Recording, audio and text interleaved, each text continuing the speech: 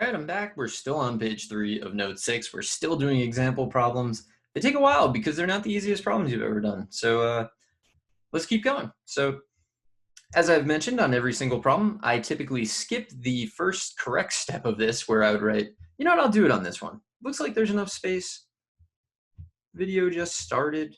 No, we all got time to waste. There we go. So I usually skip this step because, I don't know, I just don't like doing it. But it's the right thing to do because it shows the person reading your work, like, what you're doing, why you're doing it. It's not always obvious. Like, how do you go from an equation suddenly to, like, derivatives? Like, where's that coming from? All right, derivative sine of something is cosine of that thing times the derivative of that thing. So the derivative of x is 1, the derivative of y is dy dx, equals the derivative of x is 1, the derivative of cosine of something is negative sine of that thing, and then times the derivative of that thing. So times dy dx, chain rule situation. All right, so the cosine of x plus y, it's like really tempting to try to break up the x plus y that's in there, but that's the argument of cosine, so like nothing you can do. So what do I want to do? I mean, I guess I've been showing this step, so I guess I will.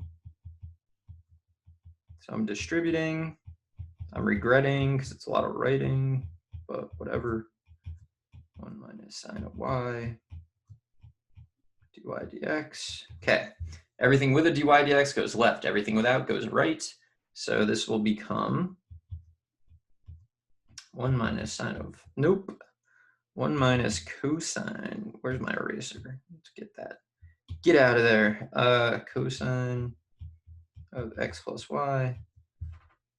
And then I'm gonna factor as I go. Cosine of x plus y plus sine of y. And then both of those were times dy dx. So dy dx, see, I wrote that step and I'm just gonna make it here. 1 minus cosine of x plus y. There's actually more room on this page than I would have thought, although I don't really know how small I'm writing. Cosine of x plus y plus sine of y. I don't know how the calculator is going to display that answer.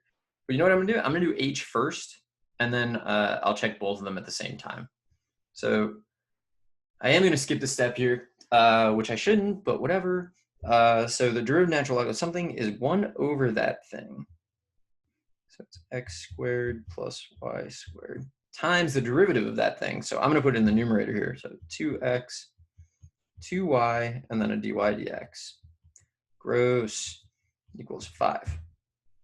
So what do we do? Cross multiply, subtract 2x, and then divide by 2y.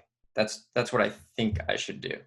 So I'm going to do that. So 2x plus 2y dy dx.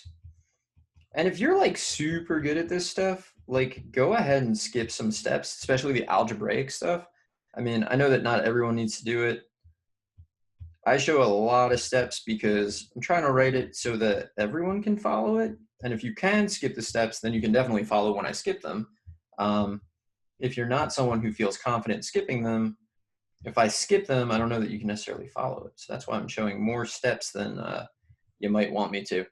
All right, so I have these, and now we're going to go to the calculator and see how we did.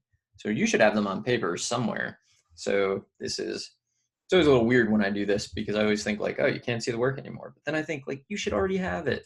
Sine of x plus y equals x plus cosine of y.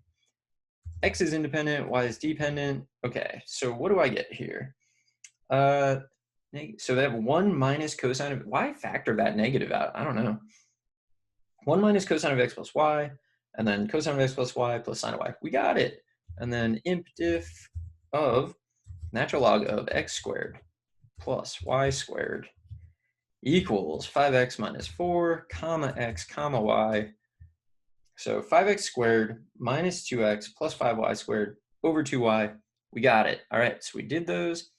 I feel like if you like hung with me on this entire page, you're like pretty good.